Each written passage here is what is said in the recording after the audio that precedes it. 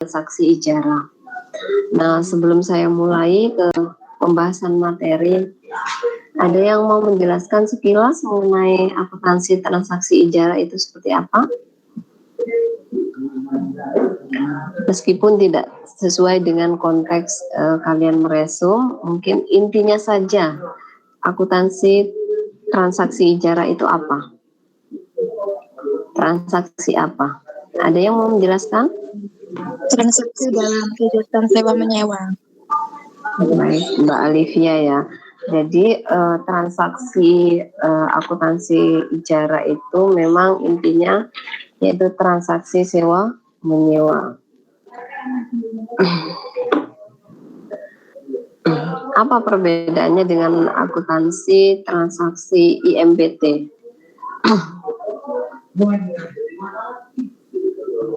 Sambil saya share screen.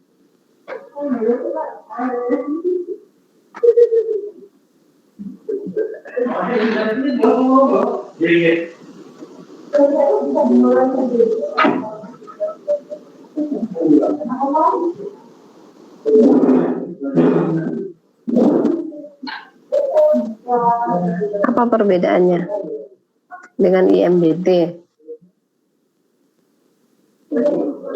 Kalian kan sudah meresum akuntansi transaksi ijarah itu apa, ya kan? PPT saya sudah muncul? Sudah, Bu. Sudah, Bu. Sudah ya. Sudah, Bu. Oke. Ada yang mau menjelaskan perbedaannya ijarah dengan IMBT? IMBT itu apa sih? IMBT itu yang memfasilitasi transaksi ijarah. Tagihan hitam. Siapa ini Mbak Lailatus Sa'diyah? Oke Mbak Lailatus, coba diulangi lagi. Itu Bu, kalau yang IMBT itu yang memfasilitasi transaksi ijarah yang pada akhir masa sewa penyewa diberi hak pilih untuk memiliki barang yang disewa dengan cara yang disepakati oleh kedua belah pihak. Gitu. Apakah transaksi tadi ada kesempatan bagi nasabah untuk memiliki barang itu atau seperti apa?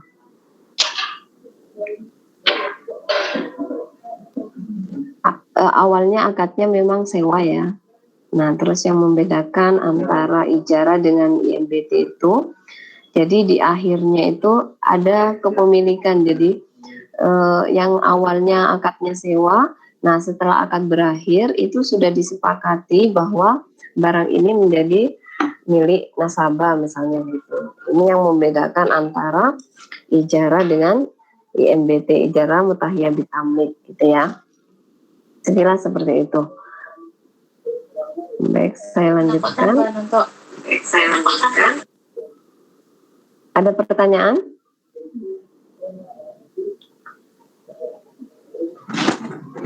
Ada pertanyaan? Belum, Ibu. Belum ya, baik saya lanjutkan.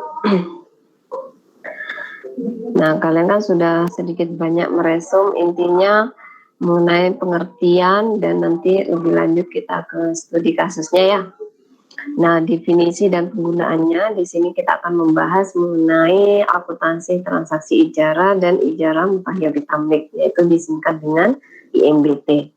Nah, keduanya ini merupakan transaksi sewa menyewa yang diperbolehkan oleh syariah. Nah, nanti untuk perbedaannya antara akad ijarah dengan IMBT yaitu tadi di akhir pada saat kesepakatan mau berakhir. Nah, untuk akad ijarah itu sendiri merupakan akad yang memfasilitasi transaksi pemindahan hak guna atau manfaat. Jadi kepemilikannya tetap menjadi hak milik yang menyewakan atau pihak bank misalnya ya, seperti itu. Jadi pihak nasabah hanya sekedar menyewa, entah itu dalam bentuk tanah maupun fasilitas yang lainnya gitu ya, atas suatu barang atau jasa dalam waktu tertentu melalui pembayaran sewa atau upah tanpa diikuti pemindahan kepemilikan barang. Jadi sudah jelas ya, jadi untuk akad ijarah itu sendiri hanya sekedar akad transaksi sewa menyewa saja tanpa ada pemindahan kepemilikan barang gitu ya. Nah, untuk akad IMBT itu sendiri yaitu fasilitasi transaksi ijarah yang pada akhir masa sewa, penyewa diberi hak pilih untuk memiliki barang yang disewa dengan cara yang disepakati oleh kedua belah pihak. Jadi, sebelum akad sewa itu dilaksanakan, maka untuk akad IMBT ini sudah disepakati di awal bahwa saya ingin memiliki barang ini, katakan seperti itu. Tapi awalnya sewa dulu, nanti setelah akad berakhir saya ingin membeli, katakan seperti itu. Jadi sudah ada kesepakatan di awal bahwa si penyewa ingin memiliki barang ini, tidak sewaktu-waktu pada saat transaksi dilakukan atau sewa dilakukan seperti itu. Tapi kembali lagi kepada yang melakukan akad kerjasama, apakah kesepakatan bisa berubah di tengah perjalanan atau seperti apa gitu ya. Tapi untuk IMDT sendiri memang kalau ada keinginan untuk memiliki barang itu sudah disepakati di awal gitu ya. Ada pertanyaan untuk perbedaan antara akuntansi transaksi ijarah dengan IMDT? Apa sudah cukup jelas? Sudah, Bu. Sudah, baik ya, saya lanjutkan.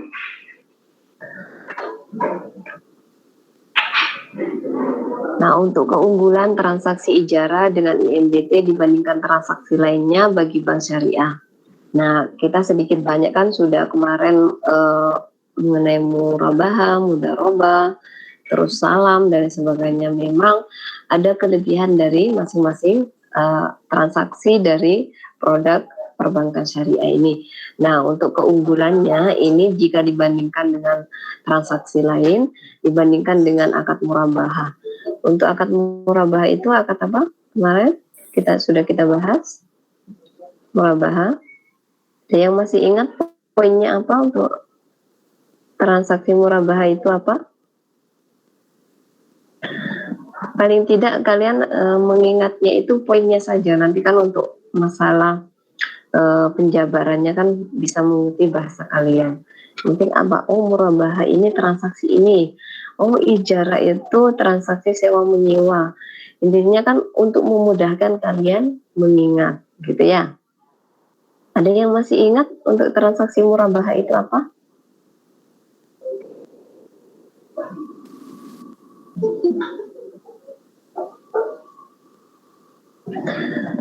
Akad untuk jual beli ya, Bu? Ya, akad jual beli yang disepakati antara kedua belah pihak ya kan, dengan mencantumkan tambahan atau labanya, misalnya antara bank dengan Mbak Lailatus ya, Mbak Alivia ya. Jadi bank sudah memaparkan, oh saya beli barang ini misalnya 300 juta, saya memperoleh keuntungan 50 juta. Jadi barang ini akan saya jual ke Mbak Alivia 350 juta gitu ya.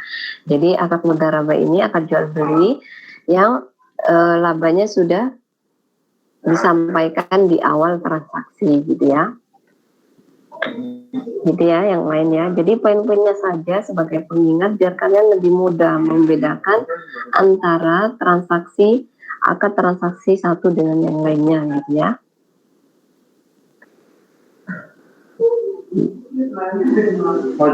Nah, jika dibandingkan dengan akad murabahah, akad ijarah lebih fleksibel dalam hal objek transaksi.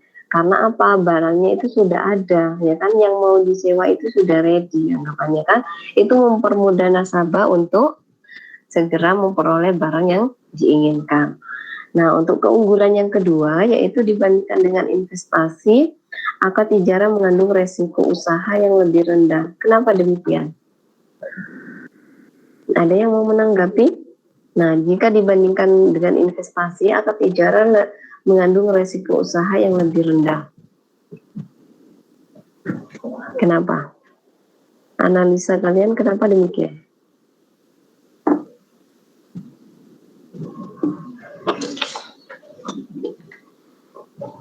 Ya, tadi kan pemaparannya bahwa akad ijarah itu akad sewa menyewa. Nah, kalau dari segi analisa, ternyata resikonya itu sangat minim. Kenapa? Ada yang mau menanggapi? Atau saya tunjuk? Gimana? Kalian kan sudah semester 6 ya. Jadi harus sudah mampu menanggapi mana yang sekiranya kalian maksudnya. Oh seperti ini Bu, saya kurang setuju karena apa dan sebagainya. Ini kan membiasakan kalian untuk berargumen intinya kan. Mana yang kurang pas kalian tanggapi gitu ya kan. Ada yang menanggapi kenapa demikian?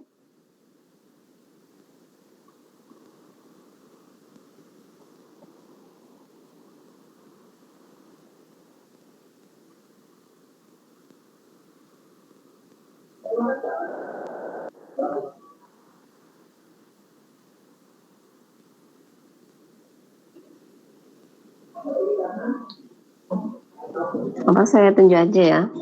Kalau nggak ada yang menanggapi, masa 2 kelas nggak ada yang mau menanggapi? Coba dianalisa lagi. Jika dibandingkan dengan investasi, akad ijarah mengandung resiko usaha yang lebih rendah, yaitu adanya pendapatan sewa yang relatif tetap.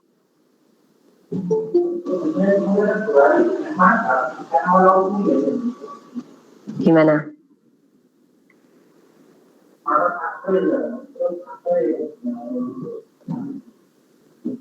Segini aja, kelas A yang mau nanggapi siapa, kelas B siapa, gitu aja perwakilan. Ayo. Kenapa transaksi ijarah itu dikatakan minim terhadap risiko? Kenapa demikian?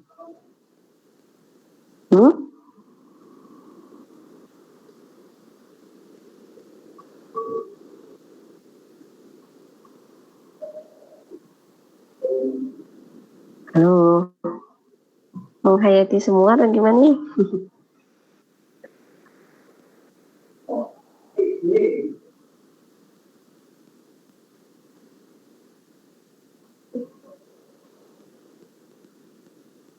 Mbak siapa ini? Mbak Rudiana bisa menanggapi atau Muhammad Sabiluddin? Ayo Sabiluddin mau menanggapi kenapa demikian? Tapi lu yang guyu. Maaf Bu, telat. Ayo ditanggapi.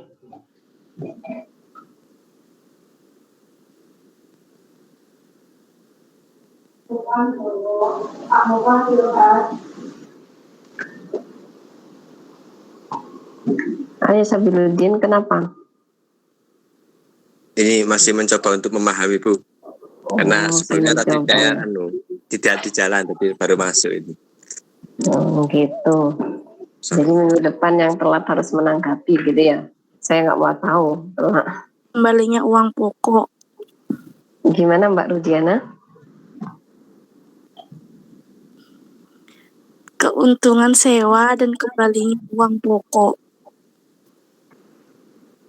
Keuntungan sewa, ya maksudnya seperti apa? Keuntungan sewa dan kembalinya uang pokok itu maksudnya gimana?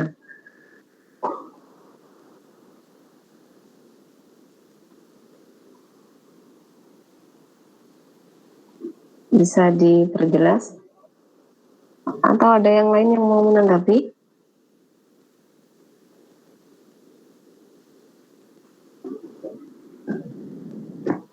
Gimana ini semester 6 ini? Gak ada yang menanggapi. Ya Mbak Sofia, coba. Akad ijarah relatif mempunyai risiko usaha yang lebih kecil dikarenakan pendapatan sewa yang diterima oleh bank syariah bersifat tetap dan teratur atau rutin. Seperti itu, Dok. Untuk pembayaran sewanya berlaku tetap gitu ya kan. Terus itu sudah pasti ya kan, karena memang sudah ditetapkan di awal. Terus modal yang diperlukan juga kan tidak banyak karena harus membayar biaya sewa saja ya kan. Beda lagi kalau kita membeli secara langsung, ini kan hanya sekedar sewa ya. Jadi ketetapannya itu, analisanya itu kan di awal cuma sekedar sewa, otomatis modal yang dikeluarkan itu juga tidak terlalu banyak. Jadi uang itu bisa diputar untuk transaksi yang lain. Itu yang menjadi kelebihan. dan risikonya juga dikatakan rendah karena memang modal yang dikeluarkan tidak terlalu tinggi, ya kan? Karena cuma sekedar biaya sewa, gitu ya kan? Nah, itu yang dimaksud. Jadi makanya untuk transaksi ijarah ini sangat minim untuk resiko, ya kan? Karena ya itu tadi modal yang dikeluarkan tidak banyak, terus ketetapan sewa juga sudah disepakati di awal, ya kan? Nanti untuk peruntukannya kita lebih jelasnya di contoh kasus yang ada ya, biar kalian lebih mudah memahami untuk biaya sewanya. Itu ya, ada yang ditanyakan? Mau tanya Bu? Oke, siapa? Junio Bu, Edo dari kelas B. Mas Junio. Di sini kan keunggulannya transaksi ijarah Bu ya. Terus yang poin 2 dibandingkan dengan investasi. Kalau misalnya bedanya ijarah sama investasi itu apa Bu? Nah, sudah jelas kan investasi, sedangkan ijarah itu akad sewa, Mas, ya, Mas Junio ya. Coba dipahami. Sedangkan investasi itu kan kita mengeluarkan modal untuk misalnya investasi saham, sedangkan ijarah itu sendiri kita mengeluarkan modal juga sebenarnya buat investasi, tapi akadnya di sini kan sewa. Jadi misalkan Mas Junio menyewa mesin misalnya kan, Mas Junio kan menggunakan mesin itu untuk memproduksi, dan Mas Junio hanya cukup membayarkan biaya sewa saja, tidak mengeluarkan modal untuk membeli mesin. Gitu Mas Junio. Ya, gimana? Siap paham Bu, makasih Bu. Oke, yang lain ada yang ditanyakan?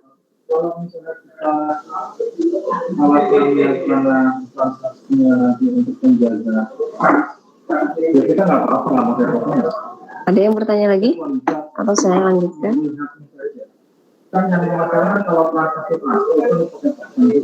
Baik, saya lanjutkan ya jika tidak ada pertanyaan. Nah, untuk ketentuan syar'i, rukun transaksi dan pengawasan syariat terhadap transaksi ijarah dan transaksi IMBT.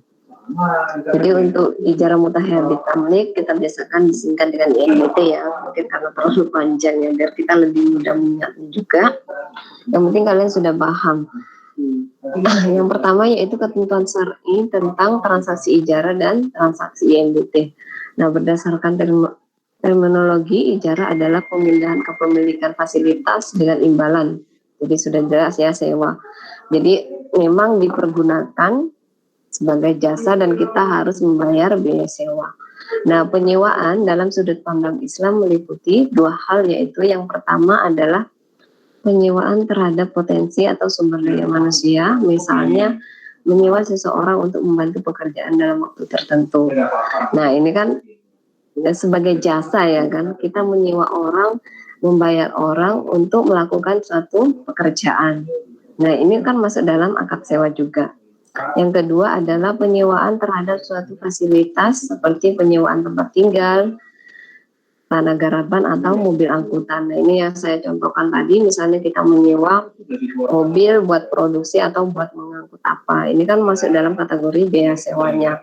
Tanah garapan ini misalnya kita menyewa sebidang tanah untuk pertanian, ini kan masuk dalam sewa juga. Kita menyewa ke seseorang untuk dibuat untuk misalnya menanam apa dan lain sebagainya. Jadi sewa ini tidak terlepas cuma sekedar alat saja, tapi tanah juga bisa disewa kan untuk fasilitas apa saja yang misalnya buat produksi dan lain sebagainya. Nah, ini saja misalnya tempat tinggal, penyewaan tempat tinggal misalnya. Nah, misalnya perusahaan menyewa tempat tinggal untuk mes misalnya, untuk pekerja. Nah, ini kan masuk dalam kategori sewa juga, ya kan? Yang nantinya akan dibebankan sebagai biaya sewa ke perusahaan, gitu ya. Jadi banyak macamnya biaya sewa yang terjadi di lapangan seperti itu ya. Nah, selanjutnya, nah ini untuk ketentuan syar'inya. Jadi untuk transaksi ijarah ini sudah jelas fatwa DSN-nya, Dewan Syariah Nasional, yaitu nomor 9 tahun 2000. Nah, untuk transaksi ijarah untuk penggunaan jasa ini juga sudah difatwakan sama Dewan Syariah Nasional nomor 44 tahun 2004. Nah, mungkin kalau misalnya tidak ada di buku, kalian bisa cari referensi fatwa ini, tinggal kalian ketik aja fatwa DSN nomor 44 misalnya tahun 2004, ini pasti akan muncul. Jadi biar kalian tahu ketentuan ijarah untuk penggunaan jasa.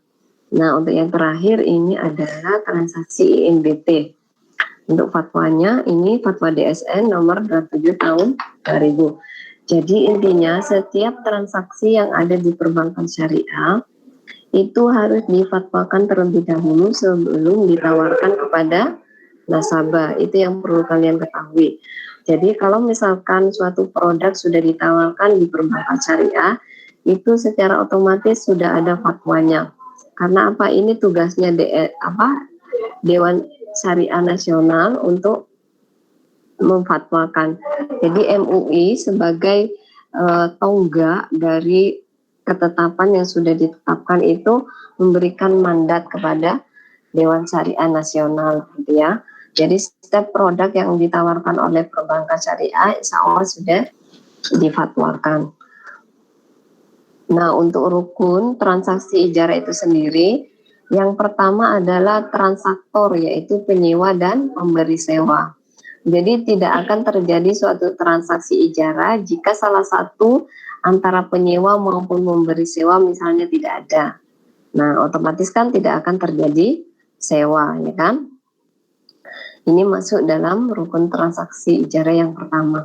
Nah, yang kedua, misalkan antara penyewa dan pemberi sewa sudah ada, tapi barang yang mau disewa itu juga tidak ada.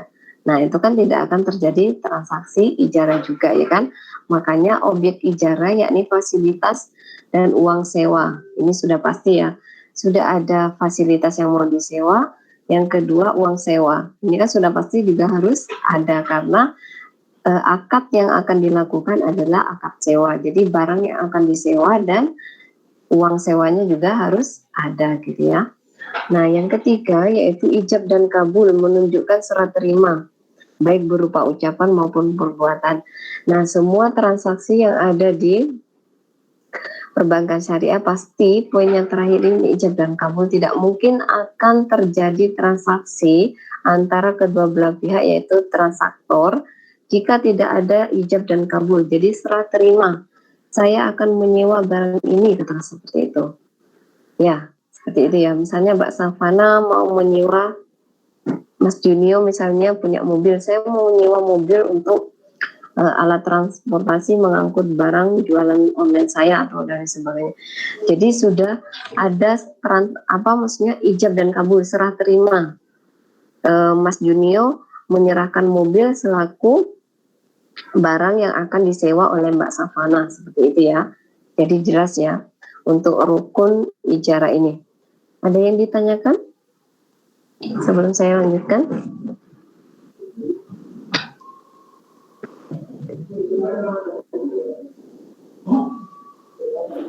Yang disewakan juga ada ketentuannya ya? Baik, Mas Zainal ya. Nah, untuk ketentuan sewa itu sebenarnya terjadi atas kesepakatan kedua belah pihak. Misalkan yang mau menyewa, saya menginginkan mobil tipe Avanza misalnya, seperti itu ya kan, misalkan. Makanya ketentuan tadi sudah ditetapkan di awal.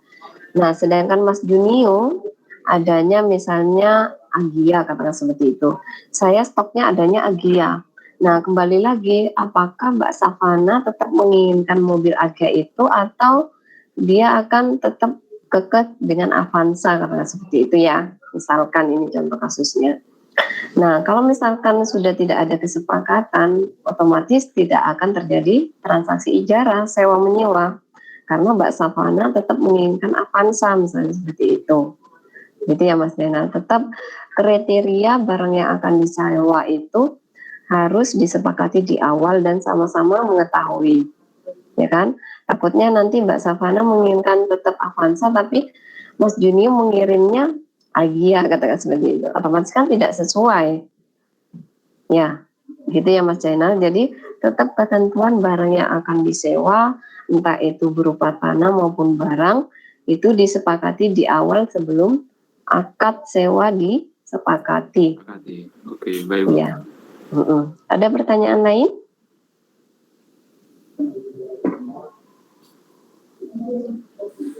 Bu mau tanya Bu, ada dendanya nggak Bu? Kalau di ijarah ini Bu. Denda, berlaku denda ya. Nah, untuk biaya sewa itu sebenarnya kan sudah disepakati ya, dan sudah ditetapkan di awal, ya kan? Kita akan melakukan sewa itu karena sudah ditetapkan, misalnya biaya sewanya per bulan katakanlah 2 juta kalau seperti itu ya kan.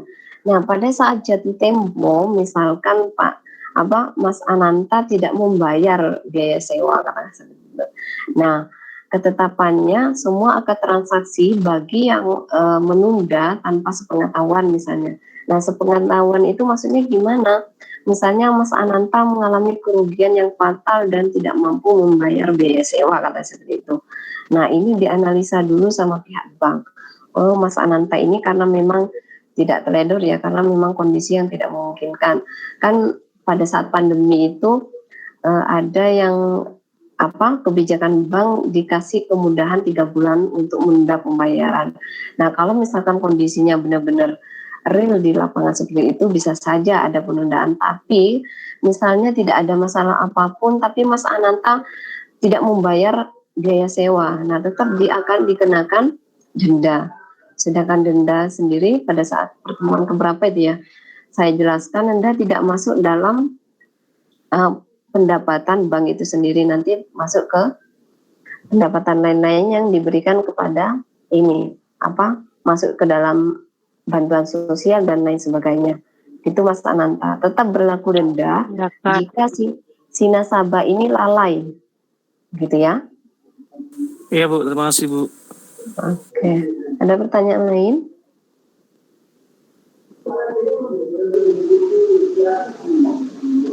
Baik, jika tidak ada saya lanjutkan. Belum absen.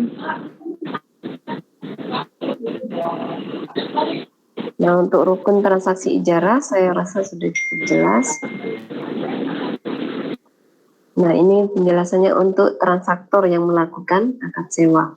Nah, transaktor itu sendiri terdiri atas penyewa yaitu nasabah dan pemberi sewa adalah bank syariah. Nah, kedua transaktor disyaratkan memiliki kompetensi berupa berupa akil balik, intinya sudah mampu untuk melakukan transaksi, sudah dewasa ya kan, dan kemampuan memilih yang optimal seperti tidak gila, tidak sedang dipaksa, dan lain sebagainya. Jadi yang melakukan transaksi otomatis ya yang sudah akil balik dan secara kesadaran tidak dalam gangguan misalnya seperti itu. Nah, implikasi perjanjian sewa kepada bank syariah sebagai pemberi sewa adalah sebagai berikut. Yang pertama, menyediakan aset yang disewakan.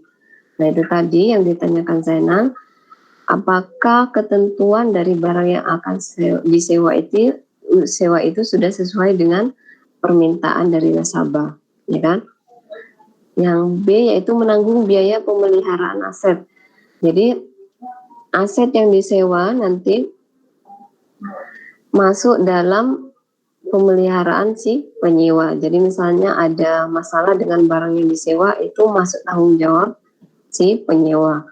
Yang ketiga yaitu menjamin bila terdapat cacat pada aset yang disewakan. Jadi misalkan ketentuannya di awal kriterianya sudah disepakati, ternyata barang yang disewa itu ada cacat dan lain sebagainya. Nah, itu kita bisa komplain loh, kok tidak sesuai dengan kesepakatan di awal, ya kan? Kita bisa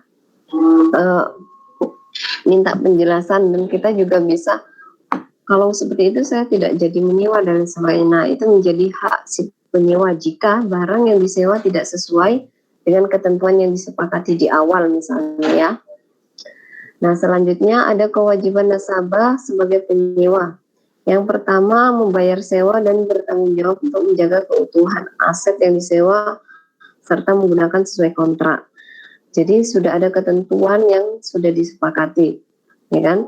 Jadi misalkan seharusnya mobil ini muatannya misalnya 100 ton kata seperti. Nah, ternyata si penyewa ini melebihi kontrak, misalnya 150 ton dimuati. Nah, akhirnya apa? Ada risiko. Nah, ini menjadi tanggung jawab si penyewa. Padahal sudah ditentukan dalam kontrak bahwa kapasitas mobil ini sekian, gitu ya kan. Tapi si penyewa melanggar, katakan seperti itu. Nah, yang kedua adalah menanggung biaya pemeliharaan yang sifatnya ringan, tidak material.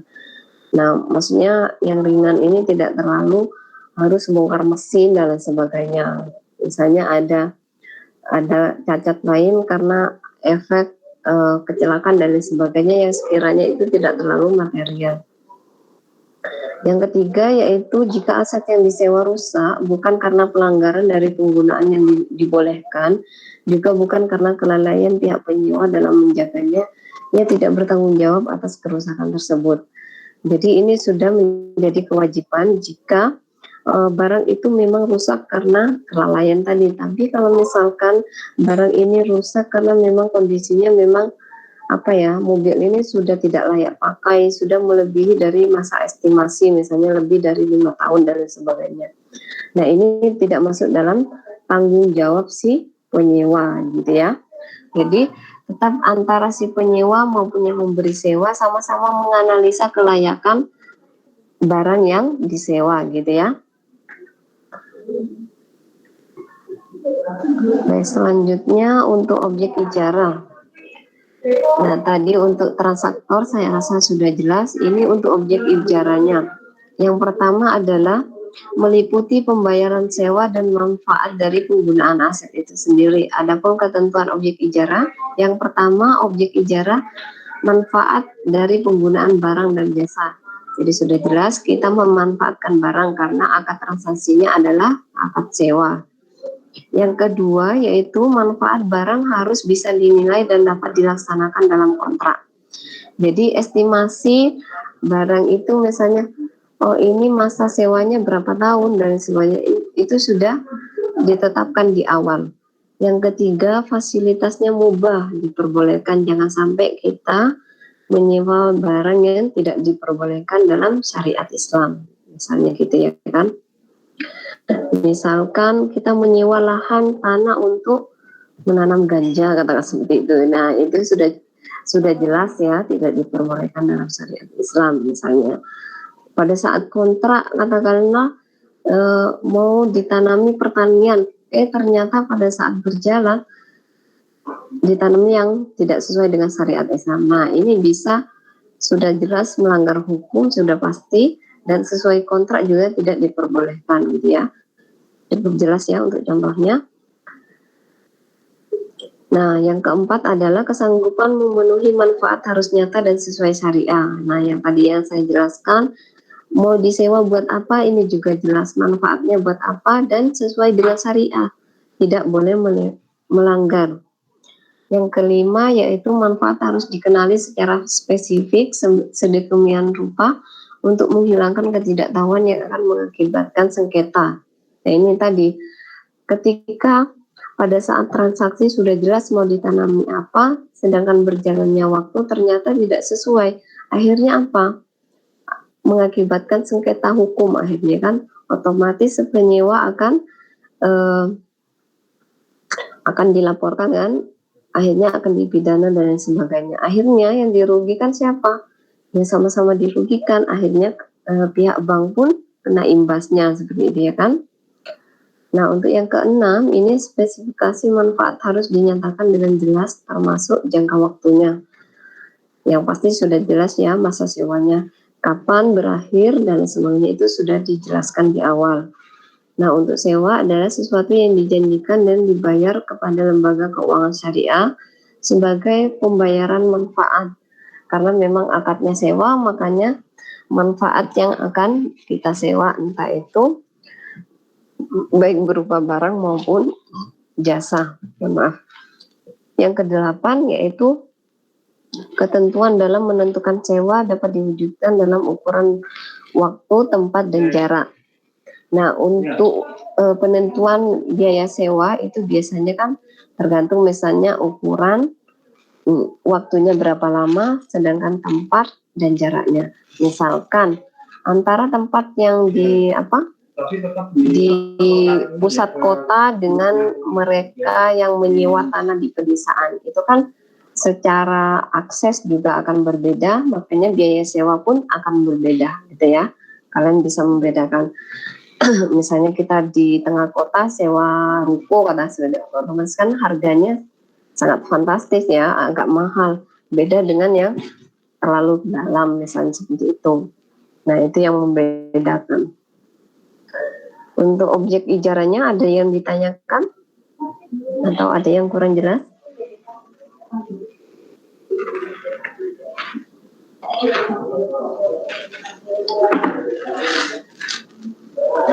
Baik, saya lanjutkan ya. Nah, untuk yang terakhir yaitu ijab dan kabul. Jadi sudah jelas tadi ya kan, dalam akad ijarah merupakan pernyataan dari kedua belah pihak yang berkontrak dengan cara penawaran dari pemilik aset atau bank syariah dan penerimaan yang dinyatakan oleh penyewa atau nasabah. Jadi ketika sudah ada kesepakatan antara kedua belah pihak dan akan melakukan transaksi ijarah, maka yang terakhir yang harus dilakukan adalah ijab dan kabul. Adanya kesepakatan yang akan melakukan transaksi gitu ya. Nah, selanjutnya rukun transaksi ijarah untuk pembiayaan multi jasa.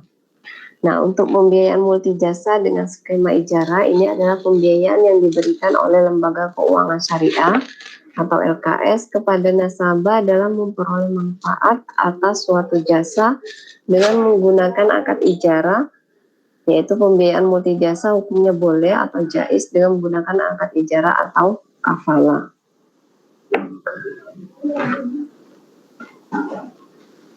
Nah, untuk transaksi IMBT berdasarkan Fatwa DSN nomor 27 tahun 2002 disebutkan bahwa pihak yang melakukan transaksi IMBT harus melaksanakan akad ijarah terlebih dahulu. Nah, ini yang membedakan lagi ya. Jadi yang tadi tidak akan terjadi kepemilikan sebelum terjadinya akad ijarah atau sewa, ya kan? Nah, makanya saya garis bawahi di sini disebutkan bahwa pihak yang melakukan transaksi IMBT harus melaksanakan akad ijarah terlebih dahulu.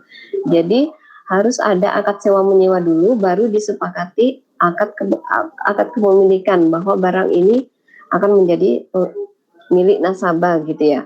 Dengan demikian pada akad IMBT juga berlaku semua rukun dan syarat transaksi ijarah. Jadi ini sama untuk rukunnya antara akad IMBT dengan akad ijarah gitu ya. Adapun akad perjanjian IMBT harus disepakati ketika akad ijarah ditandatangani. Ya, ini ya yang perlu kalian pahami. Ketika akad ijarah sudah disepakati, nanti baru IMBT terlaksana gitu intinya. Ya, gitu ya. Selanjutnya, pelaksanaan akad pemindahan kepemilikan baik dengan jual beli atau pemberian hanya dapat dilakukan setelah masa ijarah selesai. Makanya tadi saya sampaikan bahwa IMBT akan terlaksana jika sudah selesai perjanjian akad ijarah gitu ya. Paham? Atau ada yang ditanyakan? Berarti transaksi IMBT itu di awal apa di tengah apa di akhir? Di Misalnya akhir. Gimana Mbak Aulia? Kan saya nyewa. Terus istilahnya saya mau nyoba dulu, oh ini cocok apa enggak. Nah nanti andaikan nanti cocok baru IMBT gitu. Iya benar gitu Mbak Aulia Mariamis. Jadi Mbak Aulia nyewa terlebih dahulu. Nanti kalau misalnya barangnya sudah, saya ingin memiliki barang ini gitu. Tapi misalkan itu disepakati dulu di awal. Tapi misalkan Mbak Aulia tidak cocok, itu juga disepakati di awal. Jangan sampai Mbak Aulia memastikan saya akan membeli. Jadi disepakati dulu. Saya akan melakukan akad IMBT jika barang ini saya rasa cukup bermanfaat, katakanlah seperti itu. Ya, jadi ada penilaian terlebih dahulu, tapi jangan sampai Mbak Aulia sudah memastikan saya akan melakukan IMBT tanpa ada perjanjian seperti itu. Ya, jadi disepakati di awal. Saya akan melakukan IMBT jika barang yang saya sewa ini memang layak untuk saya miliki, misalnya seperti itu. Gitu ya. Jadi tetap harus akad ijarah terlebih dahulu, baru nanti akad IMBT, gitu ya. Iya Bu. Terus itu nggak ada pihak ketiga ya Bu? Jadi cuma ada pihak kedua doang? Tidak ada, karena memang yang menyediakan barang atau jasa itu pihak banknya. Bank itu milik bank sendiri apa bank itu kayak punya orang? Ambil lagi gitu ya. Kebanyakan sih tidak. Bank itu melakukan transaksi sendiri baru disewakan gitu. Jadi memang sudah hak milik bank baru disewakan. Beda lagi kalau misalkan pembeliannya, saya memesan dulu, si nasabah memesan, terus nanti yang bayar pihak bank katakanlah seperti itu beda lagi kan, menggunakan pihak ketiga misalnya, harus memesan dulu. Tapi kalau di akad ijarah ini karena memang akadnya sewa dan barang itu sudah dipastikan di awal sudah ada, gitu ya. Ya Bu, terima kasih. Yang lain?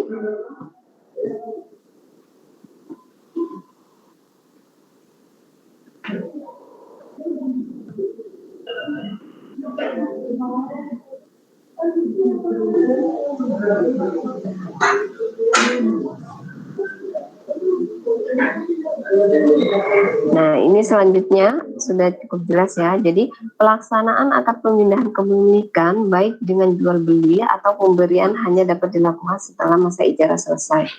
Jadi kepemilikan akan berlangsung jika dia sudah melakukan akad ijarah, gitu ya. Nah, untuk pengawasan syariah, transaksi ijarah dan IMBT. Yang pertama yaitu memastikan penyaluran dana berdasarkan prinsip ijarah tidak dipergunakan untuk kegiatan yang bertentangan dengan prinsip syariah. Ini sudah jelas. Jadi pada saat akad sewa itu sudah jelas barangnya itu mau digunakan buat apa, terus misalnya tanah itu mau dibuat apa, itu sudah jelas di awal dan itu masuk dalam kontrak. Yang kedua yaitu memastikan bahwa akad pengalihan kepemilikan dalam IMBT dilakukan setelah akad ijarah selesai, dan dalam akad ijarah janji atau wa'ad untuk pengalihan kepemilikan harus dilakukan pada saat berakhirnya akad ijarah. Nah, ini tadi kepemilikan akan dilakukan jika akad ijarah sudah berakhir, gitu ya, baru IMBT. Yang ketiga yaitu meneliti pembiayaan berdasarkan prinsip ijarah untuk multijasa menggunakan perjanjian sebagaimana diatur dalam fatwa. Maaf, ini fatwa ya.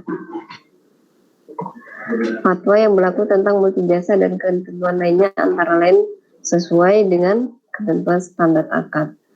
Nah, yang keempat yaitu memastikan besar ujrah atau biaya sewa staf fee multijasa dengan menggunakan akad ijarah telah disepakati di awal dan dinyatakan dalam bentuk nominal bukan dalam bentuk persentase. Nah, kalau yang kemarin akad transaksi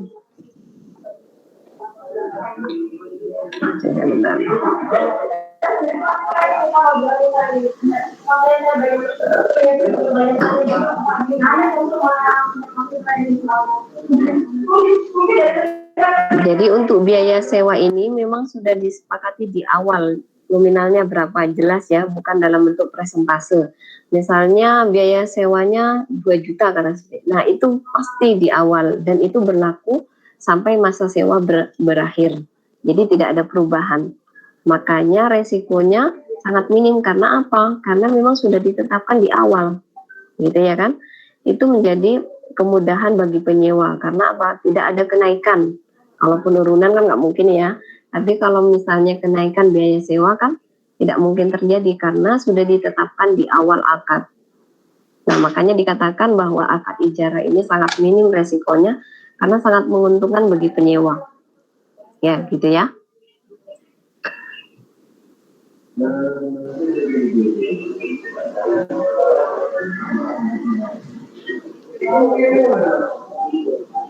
Nah, untuk alur transaksi ijarah dengan IMBT, yang pertama ini sudah jelas, kita harus ada kesepakatan dulu, negosiasi dan akad ijarah, ya kan? Jadi antara pihak nasabah selaku penyewa dengan bank syariah sebagai pemberi sewa barang atau jasa, ini harus ada kesepakatan dulu, baru akan terjadi akad ijarah itu sendiri. Nah, setelah akad ijarah sudah terlaksana, sudah dilakukan ijab dan kabul ya, Maka si bank syariah ini membeli barang atau jasa pemasoknya maunya apa ya kan gitu ya kan. Yang ketiga baru menggunakan objek ijarah. Jadi dari sini bank syariah objek ijarah barang atau jasanya ini akan akan diberikan kepada nasabah selaku penyewa, yaitu menggunakan objek ijarah. Nah, setelah pada saat pertama barang sudah diberikan, otomatis kan ada tanggung jawab selaku nasabah, yaitu membayar sewa pada bank yang sudah disepakati di awal. Nah, penentuan biaya sewa tadi itu disepakati di awal sebelum transaksi akad ijarah disepakati, ya kan? Jangan sampai kita melakukan transaksi sudah sepakat deal, ternyata biaya sewanya mahal gitu karena seperti itu kan merugikan si penyewa, ya kan, merasa terzalimi karena memang ternyata biaya sewanya mahal, saya nggak tahu kalau biaya sewanya mahal, ya kan, akhirnya ada yang dirugikan gitu ya kan. Jangan sampai kita melakukan transaksi anggapannya itu kan menipu, ya kan, karena memang tidak disepakati di awal. Nah, setelah biaya sewa sudah dibayarkan, baru nanti bisa beralih ke IMBT, ya kan? Ini yang terakhir, mengalihkan kepemilikan. Jadi kalau misalnya akad ijarah sudah selesai, baru nanti IMBT bisa terlaksana, gitu ya, untuk alurnya ya. Untuk alur transaksi ijarah dengan IMBT ada yang ditanyakan?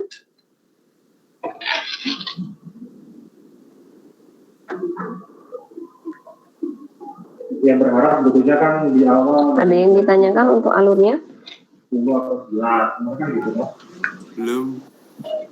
Sudah jelas Zainal. Yang lain?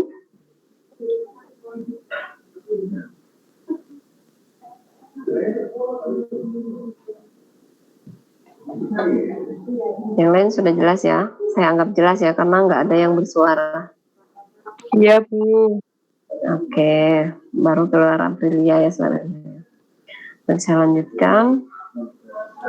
Nah, untuk cakupan standar akuntansi ijarah dan ijarah mutahiyyah bitamlik. Nah, nanti untuk standar akuntansi untuk ijarah menggunakan PSAK nomor 107.